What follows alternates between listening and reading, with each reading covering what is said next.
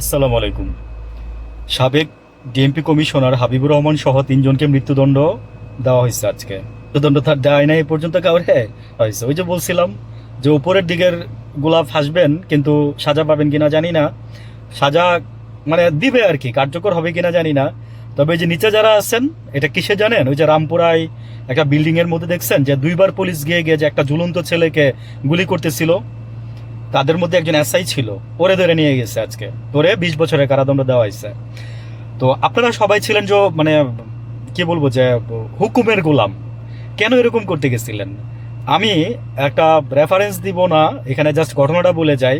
হাবিবুর রহমান যে আছে, ওনারা আমি একজনের মারফতে বলছিলাম ওনারে জাস্ট না করেন, উনি যেন কমিশনার পদটা না নেয়।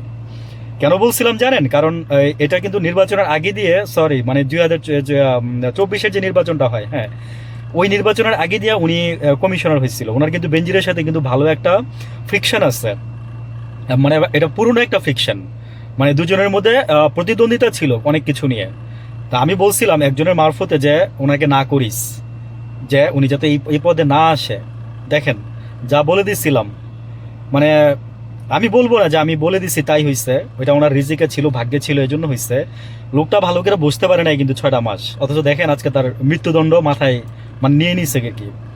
তো অ্যাকচুয়ালি ওনাকে আমি অন্যভাবে ইনডাইরেক্টলি ঘুরাইয়া চিনতাম।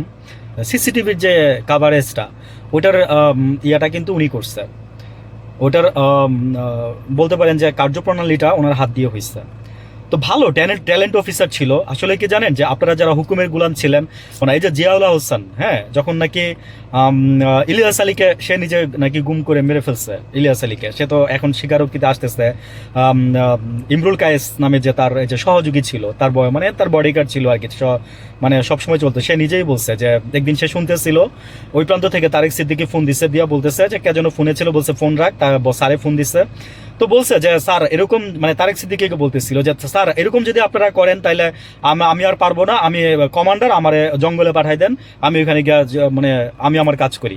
এরকম যদি করেন স্যার আমরা পারবো না। কেন বললাম আজকে কথাগুলো? দুইটা এক্সাম্পল দিলাম যে আপনারা হুকুমের গোলাম ছিলেন, কিন্তু আপনারা না করতেন, চাকরিটা ছেড়ে দিতেন, রিজাইন দিতেন যদি ভালো হইতেন, সৎ হইতেন। কিন্তু আপনারা তো সৎ না। আমি বলছি সরকারি চাকরি করা এত সোজা না।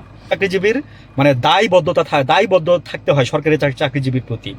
আমার বাবাকে দেখছি তো কেমনে করে গেছে। তো আমি এজন্যই বলছি কথাগুলা, যে এখনো যারা আছেন তাদের উদ্দেশ্যে বললাম যে সময় আছে আপনাদের জন্য, ভালো হয়ে যান, আর নাহলে এরকমই হবেন একদিন। ভালো থাকবেন সবাই। আসসালামু আলাইকুম।